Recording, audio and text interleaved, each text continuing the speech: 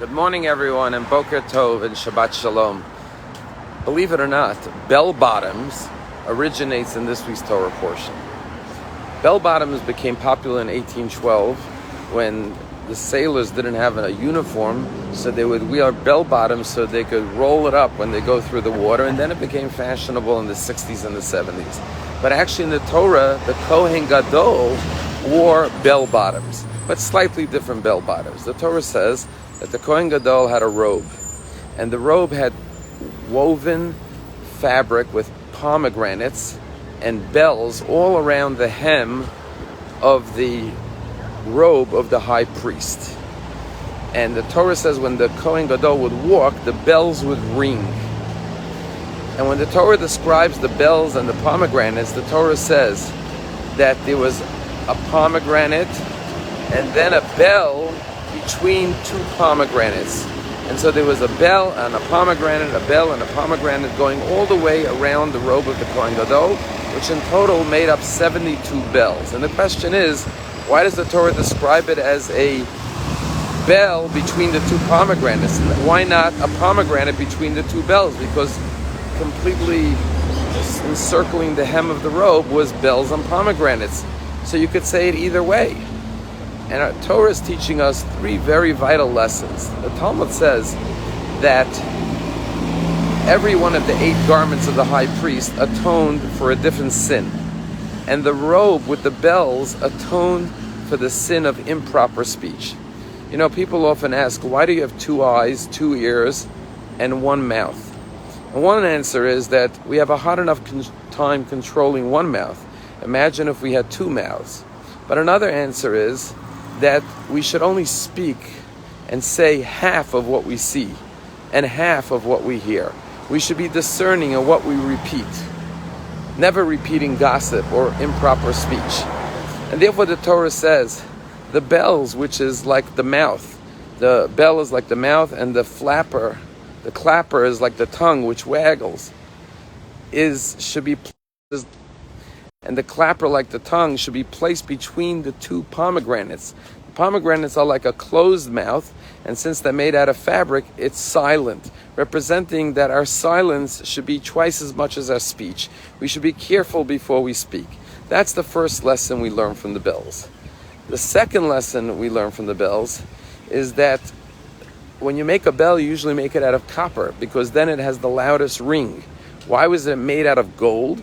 Because it's a more subtle, softer tone. And therefore the rabbis tell us that even when you do speak, you should speak in a pleasant, calm voice.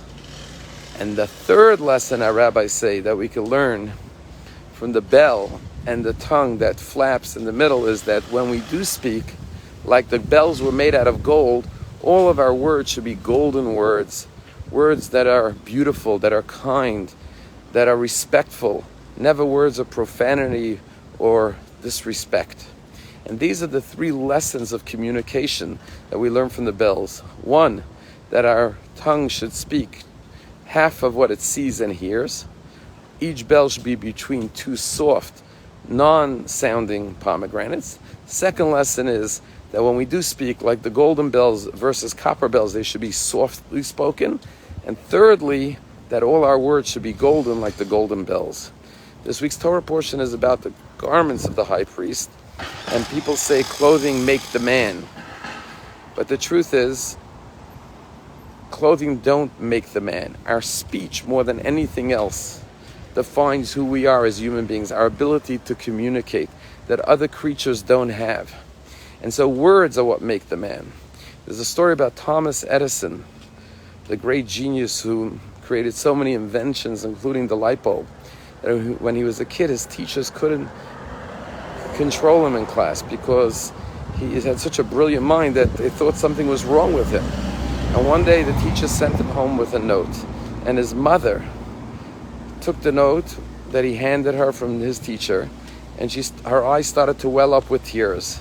And little Thomas, who was a little boy, said, "Mom, what did the note say?"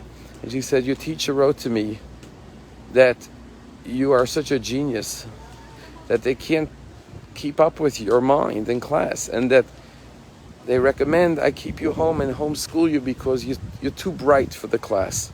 And that's what his mother did. His mother began homeschooling him ever since.